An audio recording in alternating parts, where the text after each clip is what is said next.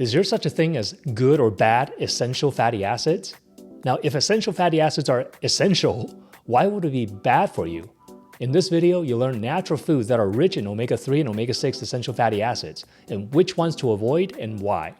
At the end, you'll learn to use the rule of thirds to make eating the right ratios of omega-3, 6, and 9 fatty acids super easy. So watch all the way to the end for simple and effective strategies to optimize your essential fatty acid intake. This is Dr. Peter Kahn. I'm board-certified chiropractic neurologist and board-certified in integrative medicine. Let me show you how to master your health. Now, essential fatty acids are important nutrients for your brain, heart, immune system, and skin. They play vital roles in regulating inflammation, hormonal health, mood, and cognition. Now, you need a good balance of omega-3, 6, and 9 from your diet because different omega fatty acids are important for the body in different ways. Now, your body can synthesize some of the omega fatty acids from the food that you eat. However, there's some omega fatty acids that your body cannot make on its own, and you must be consumed in a diet. These are called essential fatty acids. Now, there are only two omega fatty acids that are essential, and that is omega-3 alpha-linoleic acid and omega-linolenic acid. Now, you can check out this video on the different types of fatty acids and why they're important for your health. Now, it's often said that omega-3 is anti-inflammatory and omega-6 is pro-inflammatory. Now, you might think that omega-6 is bad for you and they're all to be avoided. Now, how can something be essential for your body, which you must consume in your diet in sufficient amounts for good health, be bad for you at the same time?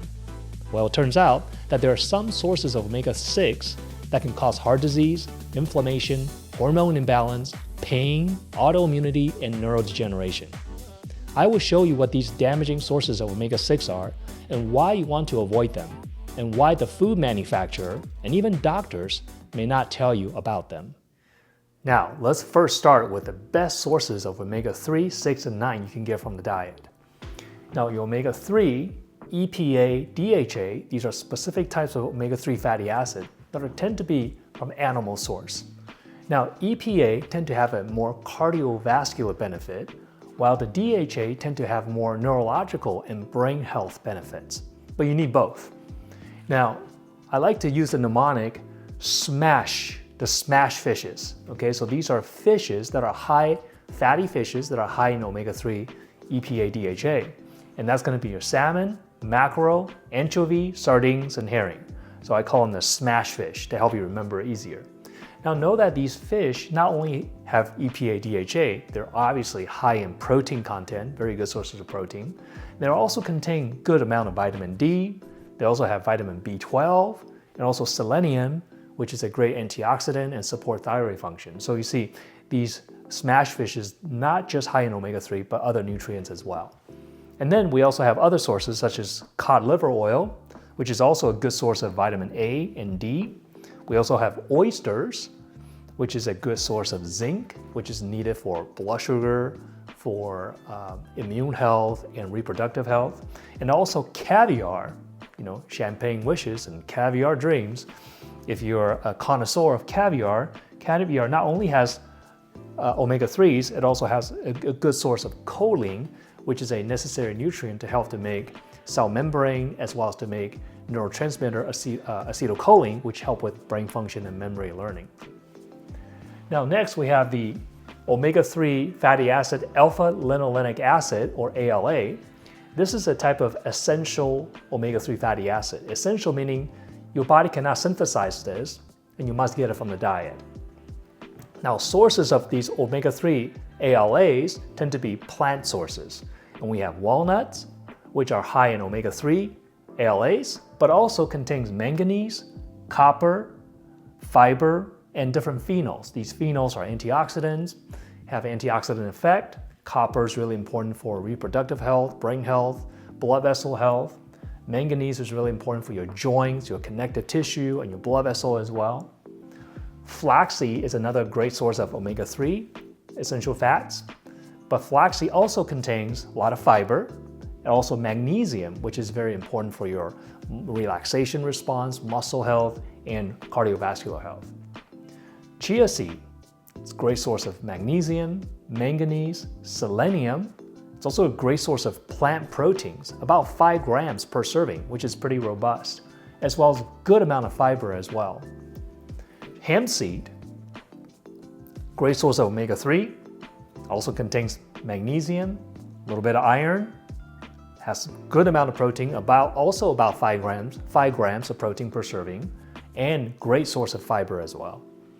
Soybean, great sources of vegetable protein, plant protein, as well as source of fiber, got good amount of B vitamins, which is important for energy and various different functions in the body, and good amount of vitamin K, which is important for immune function and clotting, blood clotting. Now, know that all these different sources of omega-3s from nuts and seeds also contain omega-6s to varying degrees. So natural food is a mixed bag of all the different nutrients, right? They all have different things in them. Now, here's some lesser sources of omega-3, ALA, essential fats. They have some, but just not as much as these nuts and seeds. That includes pasture-raised eggs, you have grass-fed meat and dairy, and then also vegetables like spinach and Brussels sprouts has some omega-3, and purslane, which is actually like a weed, but it contains a lot of omega-3. It's edible. Now know that this alpha-linolenic acid is essential fatty acid. It can be converted into EPA and DHA. So that makes EPA, DHA something that's non-essential. It doesn't mean it's not important, it's just that your body can synthesize it from alpha-linolenic acid. So if you eat this omega-3 fatty acid from these sources, your body can convert. However, that conversion is very slow and inefficient. So you don't get enough conversion from alpha-linolenic acid into EPA, DHA for your body's needs to be optimal. So I recommend supplementing with EPA, DHA supplement, which is in the form of fish oil. Fish oil in a range of 2 to 4 grams per day, depending on your size, your condition, will be very helpful to make sure that you're sufficient in this very important omega-3 fatty acid, which is cardioprotective, brain protective, produces your cell membrane, immune function, and so forth. Now, if you're a vegetarian and you don't want to do fish, there are vegan sources, which is algae omega, derived from algae. And that usually, the amount, you want to achieve about the same amount, but usually they have lower dosages. So if you can get up to 1 gram a day, that's a good start. So if you can take fish oil, please do. You're going to get sufficient amount from fish oil. If you are requiring a vegetarian source, you can find algae omega, which are produced from algae. Now, the next area we're going to look at is omega-6. Omega-6 fatty acid, you have the linoleic acid, or LA, and that's an essential fatty acid, which means that your body cannot produce it on its own. You must get it from the diet. Once you consume linoleic acid, your body can convert that into arachidonic acid or gamma-linolenic acid. So then because your body can convert into these ones, they are non-essential fatty acids, which means you don't have to get it from the diet. Your body can convert it. Now, however, sources of arachidonic from the diet includes red meat, poultry, seafood, dairy, eggs, and organ meat. So typically your red meat, your meat sources. Your gamma-linolenic acid, it's going to come from even in primrose oil, borage oil, blackcurrant seed oil. Now, the arachidonic acid is typically considered to be more inflammatory, pro-inflammatory, while the gamma-linolenic acid, as well as the omega-3s, they're considered to be more anti-inflammatory. However, overconsumption, now your body has innate intelligence, okay? It knows what to do to shift into different type of fatty acid because even the arachidonic acid is a necessary biochemical component. Your body needs arachidonic acid for its proper immune function. But if you eat too much arachidonic acid from the diet, in the face of an already inflamed body from things such as autoimmunity or injuries or arthritis, metabolic disease such as diabetes, these things will cause you to be already inflamed, and if you add too much arachidonic acid from the diet, it's going to cause you to get over the edge and cause you to be even more inflamed. Okay? But your body has that innate intelligence to be able to shift between different forms of these ones to help control the inflammatory response, unless your diet is so skewed one direction or the other, or lacking balance. Now, the linoleic acid, the sources of this essential fatty acid, omega-6, includes walnuts, hemp seed, pecans, sunflower seed, pumpkin seed, pistachios, and almonds. Okay, now know that all these nuts and seeds all have not just omega-6 linoleic acid. Some of them is going to have some omega-3s and different nutrients within them.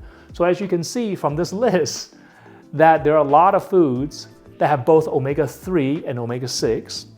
So if you're eating a lot of whole, fresh, natural foods, you're going to get a lot of nutrients, right, from different foods. And that's goodness for us because God or nature has already put all nutrients that we need in our food supply naturally. However, if you eat a lot of man-made processed foods, then it's going to have a lot of ingredients.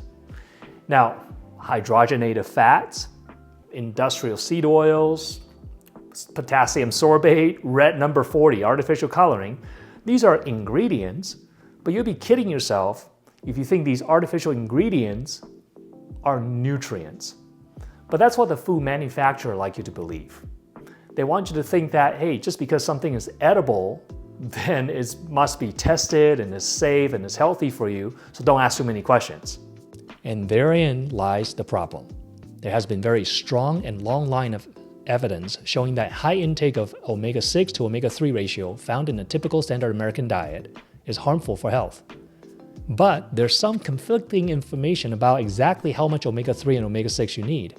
And some experts even say that there's no reason to avoid omega-6 fatty acids because they're necessary and not to be avoided. Now, while it's true that omega-6 and omega-3 fatty acids are both essential to our health, it's the quality of the fats and how they're processed that makes a huge difference in their effects.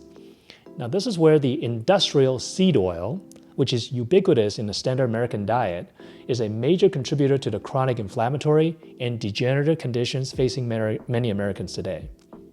Now you can check out this video where I show you the symptoms of essential fatty acid deficiency and the surprising causes that may shock you. Now the industrial seed oils, also known as vegetable oils, often include the term shortening, are often made from plants that are high in omega-6 fatty acids. An excessive consumption of omega-6 compared to omega-3s can skew your body into a more inflammatory state that can lead to symptoms and diseases. Now the sources of these industrial seed oils or vegetable oils include sunflower oil, soybean oil, cottonseed oil, safflower oil, canola oil or rapeseed oil, and corn oil. Now I know soybean and corn, they're not necessarily seeds, but these are all processed and highly processed oils that can do some real damage to your health. The reason lies in how they're made. In fact, here are 6 reasons why you may want to think twice about consuming these industrialized processed oils. Unlike olives and coconut, which are easy to press and extract the oils, seeds are naturally low in oil content. Therefore, they're treated with hexane to extract more oil from them. Now, hexane is a petroleum-based solvent that has the potential to cause nervous system toxicity, liver and kidney damage, respiratory issues, and other health problems. Now, these seed oils are also treated with high heat as a method to sterilize. Now, these polyunsaturated fatty acids are unstable in high temperature and readily oxidize when heated, which creates free radicals that damage your cells and DNA, increasing inflammation and risk for cancer. Now, even worse, these seed oils can go through the process of shortening, which is the process of adding hydrogen to the fat to turn the vegetable oil into a solid that has a buttery consistency. Now, this hydrogenated oil is often used as a substitute for butter in baking and so forth.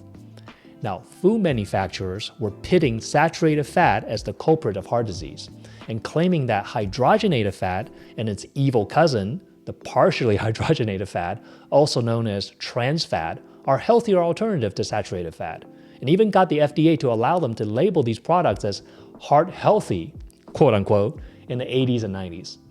Now, the problem is that they were considered healthy until they weren't. Conclusive research has shown that hydrogenated fats and trans fats actually cause heart disease by lowering good HDL cholesterol and raising the bad LDL cholesterol. Now, these processed fats cause heart disease, stroke, diabetes, and many diseases of inflammation. So much so that the FDA, who initially endorsed these fake fats, has now deemed trans fat as not generally regarded as safe and have banned its use since June 18th of 2018. And if that's not enough to steer you away, the seed oils have an undesirable smell with the processing from the solvents and the high heat. So they are again chemically treated to deodorize the oils. This process can produce trans fat with its known toxic and disease-causing effects, but trace amounts less than 0.5 grams of trans fat are still allowed and not required to be disclosed on labels, despite Harvard researchers having warned since the 1990s that there are no safe limits to trans fat intake, period.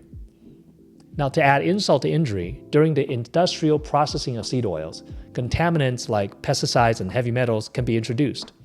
Now, the seeds and plants that are used are usually genetically modified to begin with, which are resistant to glyphosate, and has led to the increased use of these herbicides that may impact the gut microbiome, disrupt your hormone function, and potentially be carcinogenic. A combination of these factors strips all the other nutrients that are naturally occurring in the plant and turn these industrial processed seed oils into something that functions very differently from the healthy natural omega-6 that you get in real food. Now finally, industrial seed oils are commonly found in processed and fast foods, which are often fried and high in refined sugars, refined grains, and unhealthy additives. These processed foods and fast foods reinforce poor eating habits that make you crave these unhealthy synthetic foods.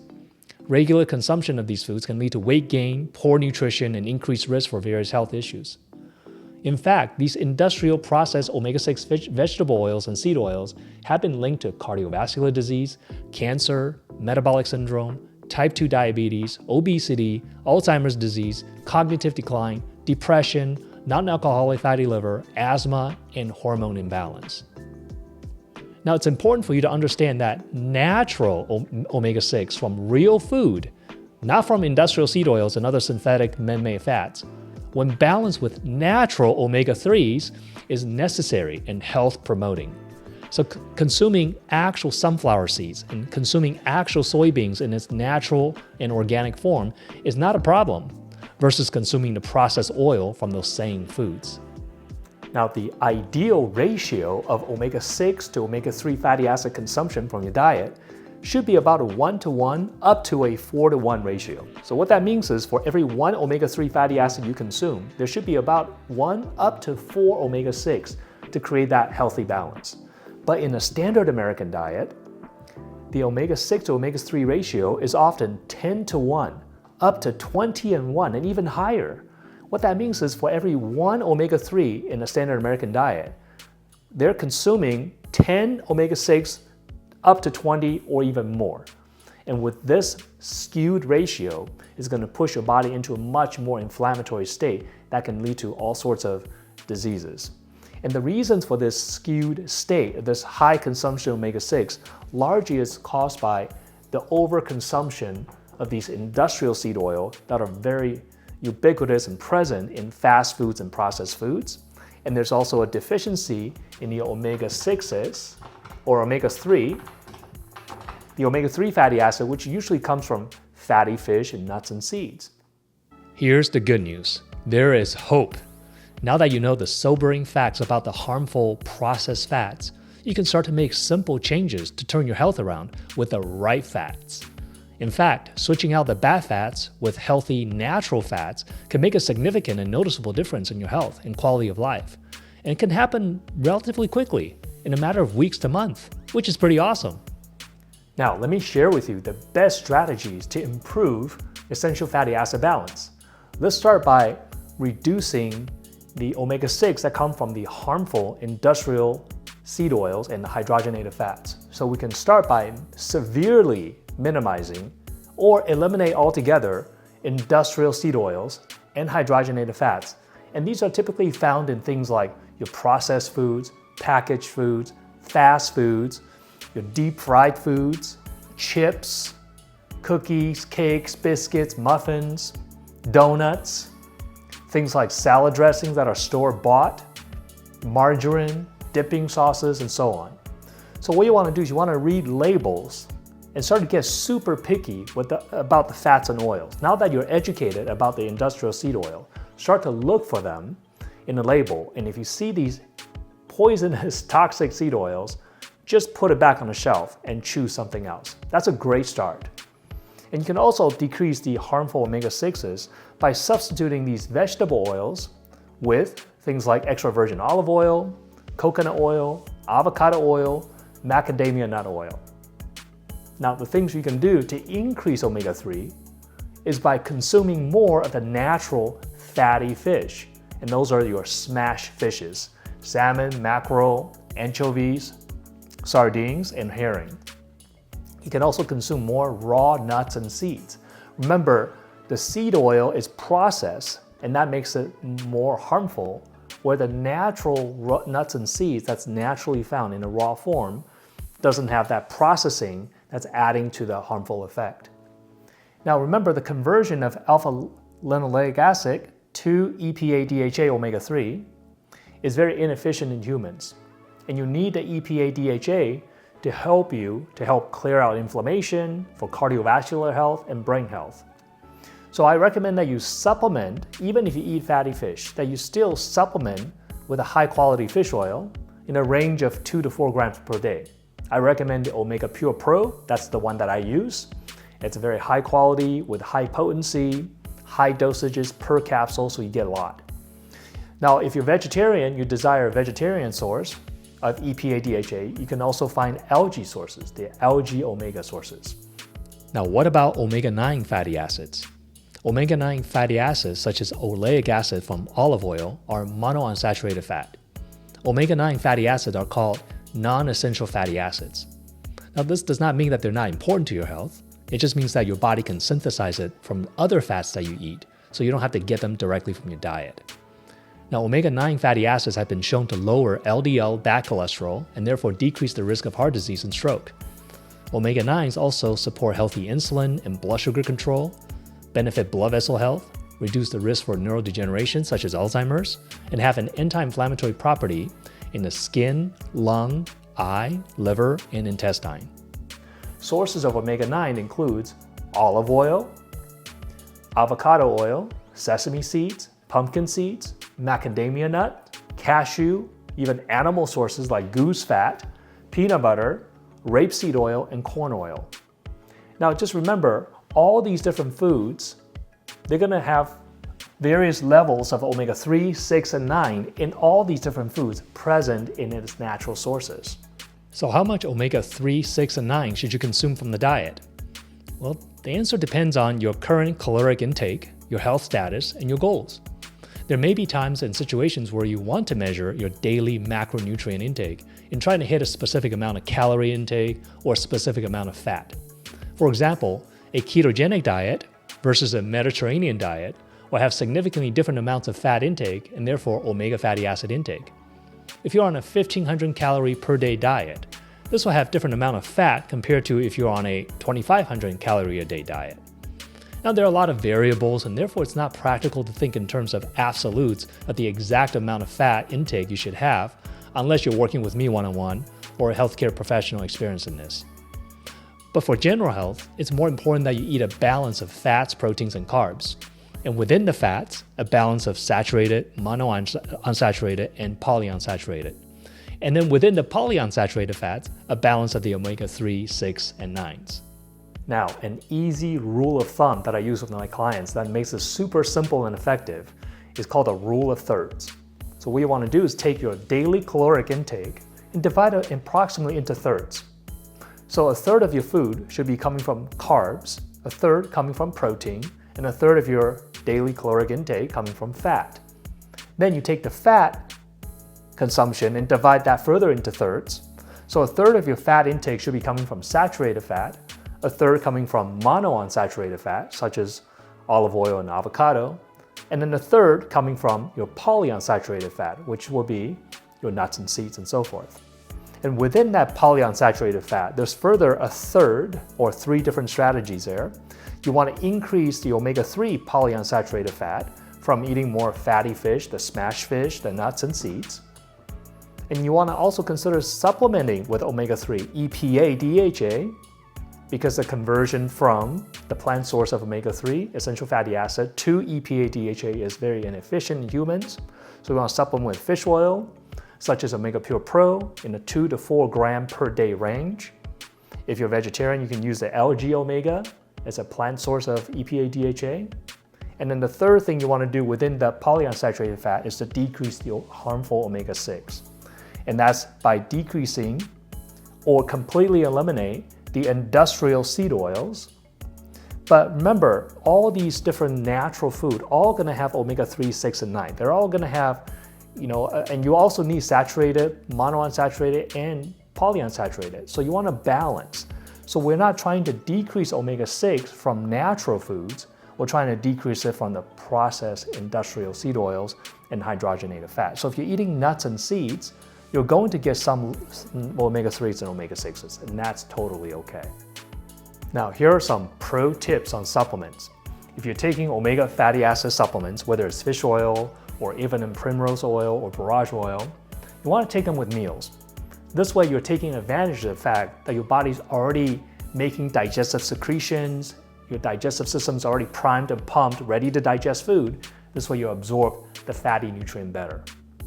Now, if you get the fish oil repeat, which means that you take fish oil supplement and you tend to burp it up, you get the fish taste in your mouth, you don't like it, you can put the fish oil supplement in a freezer. By freezing the fish oil supplement, when you take it, the gel cap will take longer and settle further down the GI tract before they dissolve, thereby reducing the chance that you're going to burp out the fish oil. Now, if you have trouble digesting fatty nutrients due to a gallbladder dysfunction, or you have gallbladder already been removed, you may want to consider taking some supplement that'll help you to support bile function and break down fat. So that way you can get the benefit from the omega fatty acid supplement. The one that I use is called Cholecyst Pro, which contains various cholagogues like ox bile, inositol, dandelion root. These are compounds that has the ability to break down fat and emulsify fat, thereby helping you to absorb the fatty nutrients. Now, as a review, you now know the sources of different omega fatty acids.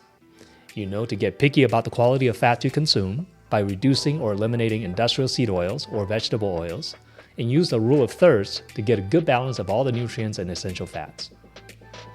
Please let me know in the comments what is the one big takeaway you learned from this video or a new revelation you got. I'd love to hear from you, and I respond personally. Now, if this video helped you, please like the video and share with others so that they can get help too. Please subscribe to my channel if you have not already so you get notified when I release new videos. God bless you. See you in the next video.